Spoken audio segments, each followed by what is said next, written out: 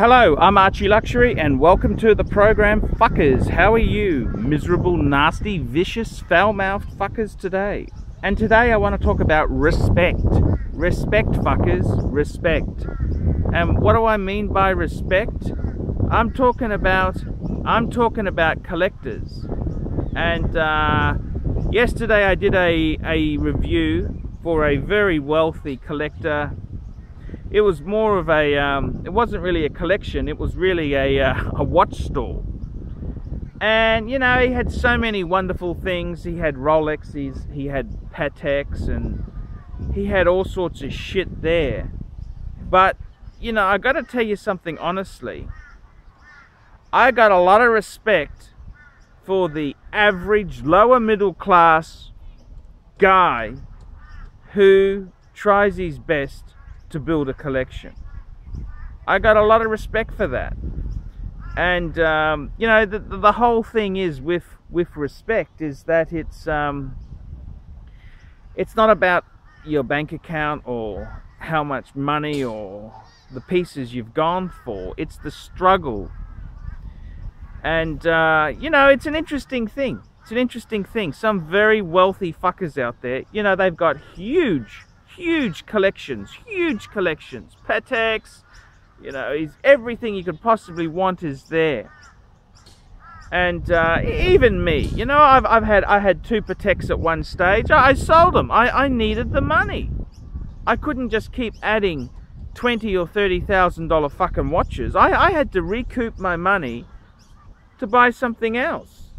You know what I'm saying? The journey of being the collector. You've got to pay the fucking piper, fuckers. It's no easy thing. And it's kind of like the guy who, you know, you see a car collector who's got huge collection, Ferraris, Mercedes, all these fancy pantsy cars, and then you got one guy who's got he's got one car, you know, special car for weekends, and he just cherishes it. And you think, who's getting the more bang per buck? The guy with the one car, he loves it, he looks after it, he just puts his heart and soul into that one car. Whereas the rich guy, he just buy what he wants. Oh yeah, I'll get a Ferrari, yeah, I'll get a Porsche, yeah, get a Merc. But it's the people who struggle, you know, who build a small collection and have a few pieces.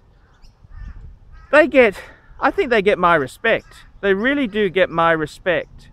And you know, it's interesting. On the Patek, I'm not going to name any names, but there's a guy on the Patek Philippe forum who is a huge collector, very wealthy sort of guy. He's a European guy who I think his family owns a shipping and ocean line. They own about 64 vessels. And I mean, the whole thing is, whatever he wants, he just buys there. He doesn't really, nothing's a struggle. And the hilarious thing is he's using Leica cameras to do macro shots. I mean, far out.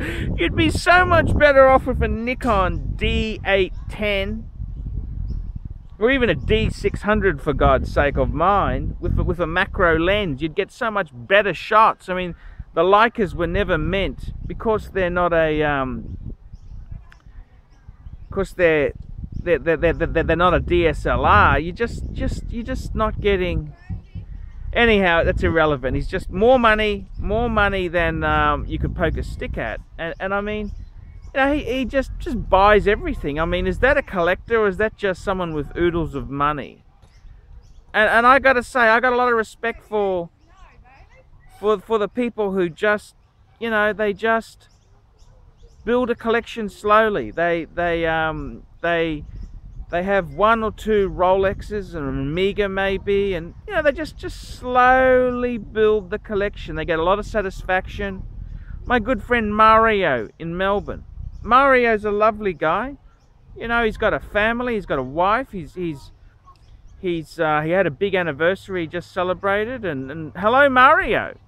He's just a cool guy. He's just someone who's got a, you know, he's He's got a few really nice. He's got a Rolex GMT. It's in minty condition. He treats it like a delicate Patek, and it's in beautiful nick. He's got an Omega as well, and he just slowly adds to the collection. Why do you need 50 pieces? What makes you say, oh, you just buy?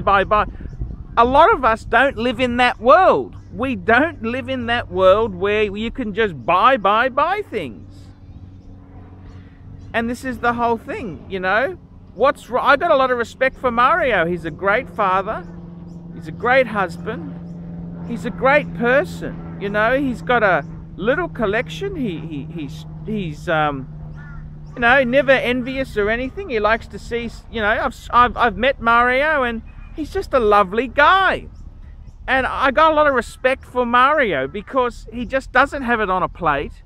He just can't go and buy 10 pieces in a, you know, he works very hard, and he's got other commitments, and watch collecting is one of his interests. And I've got nothing but respect for that guy. He's a really good guy. He's a serious collector. Is he any less a collector than the guy who's got, you know, 10 Pateks, 10 Rolexes? Is he any less?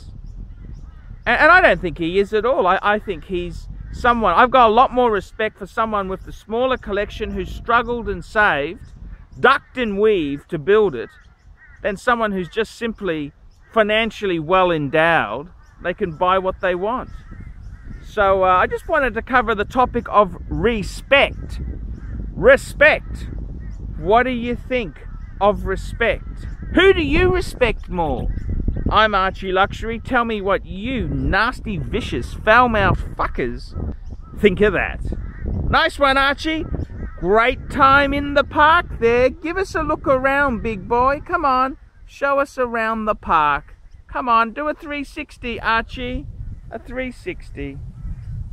Hello, I'm Archibald Chesterfield III, and today I'd just like to say a few kind words about my good friend, Paul Scully, and he's from www.pauliespistols.com. pauliespistols.com. And he's really a cool guy. And if you're in a country like America, which allows you to own a handgun, I would highly recommend Paul Scully. So please take a look at his wonderful range of firearms and accessories, and tell him that ArchieLuxury sent you. So Paul Scully from Paulie's Pistols, please take a look at the range. I'm ArchieLuxury. Tell me what you think of that.